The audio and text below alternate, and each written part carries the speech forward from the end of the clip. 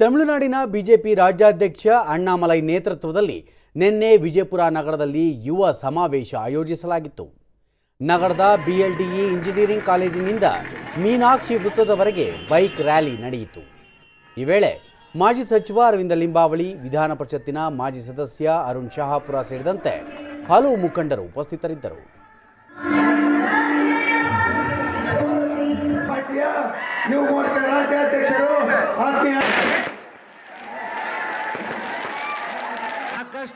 ಬಳಿಕ ಸಂಸದ ರಮೇಶ್ ಜಿಗಜಿಣಗಿ ಪ್ರಧಾನಿ ನರೇಂದ್ರ ಮೋದಿ ನೇತೃತ್ವದ ಸರ್ಕಾರದಿಂದ ಸಾವಿರಾರು ಕೋಟಿ ರೂಪಾಯಿ ತಂದು ಕ್ಷೇತ್ರದ ಅಭಿವೃದ್ಧಿ ಮಾಡಿರುವೆ. ಇದು ನನ್ನ ಕೊನೆಯ ಚುನಾವಣೆ, ಹಾಗಾಗಿ ಮತ್ತೊಮ್ಮೆ ತಮ್ಮನ್ನು ಬೆಂಬಲಿಸುವಂತೆ ಮನವಿ ಮಾಡಿದರು. ಆದರೆ ಈಗ ನಾನು ಹೆಚ್ಚಿಗೆ ಮಾತನಾಡೋದಿಲ್ಲ. ಯಾಕಂತಂದರೆ ಇವತ್ತಿನ ಈ ಸರ್ಕಾರ ಅದ್ಭುತವಾಗಿರ್ತಕ್ಕಂಥ ಸರ್ಕಾರ, ಎಷ್ಟೊಂದು ಒಳ್ಳೆಯ ಕೆಲಸವನ್ನು ಈ ದೇಶದಲ್ಲಿ ಮಾಡಿದ್ದಾರೆ ನರೇಂದ್ರ ಮೋದಿಯವರು.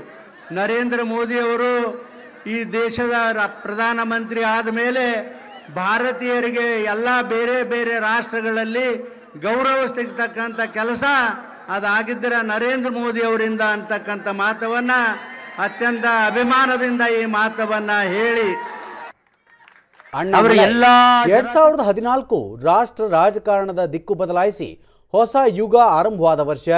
ಈ 10 ವರ್ಷಗಳ ಅವಧಿಯಲ್ಲಿ ದೇಶದ ಪ್ರತಿ ಹಳ್ಳಿಗೂ ವಿದ್ಯುತ್ ಸಂಪರ್ಕ ಕಲ್ಪಿಸಲಾಗಿದೆ. 41 ಕೋಟಿ ಜನರು ಉಳಿತಾಯ ಖಾತೆ ತೆರೆದಿದ್ದಾರೆ. ದೇಶದಲ್ಲಿ ಆಗಿರುವ ಬದಲಾವಣೆಯನ್ನು ಆಧರಿಸಿ ದೇಶದ ಯುವ ಜನತೆ ಬಿಜೆಪಿಯನ್ನು ಬೆಂಬಲಿಸಬೇಕೆಂದು ಮನವಿ ಮಾಡಿದರು. ಒಂದು ರೆಕಾರ್ಡ್ ಮಾರ್ಜಿನ್ ನಲ್ಲಿ ನೀವು ಗೆದ್ಕೊಂಡು ಬರ್ತೀರಾ. ನೀವು ಪಾರ್ಲಿಮೆಂಟ್ ನಲ್ಲಿ ನಿಮ್ಮ ಕಾಲ್ ಹಿಡಿಯುವಾಗ ಇಡೀ ಪಾರ್ಲಿಮೆಂಟ್ ನಲ್ಲಿ ಮಾತಾಡ್ತಾರೆ. ಎಷ್ಟು ಒಳ್ಳೆಯ ವಿಜಯಪುರ ಜನ ಈ ಮನುಷ್ಯಕ್ಕೆ ಮತ್ತೊಮ್ಮೆ ಒಂದು ಅವಕಾಶ ಕೊಟ್ಟು ಒಂದು ದೊಡ್ಡ ಒಂದು ಸಂಖ್ಯೆಯಲ್ಲಿ ಗೆಲ್ಲಿಸಿ ಕಳಿಸಿದಾರೇನೋ.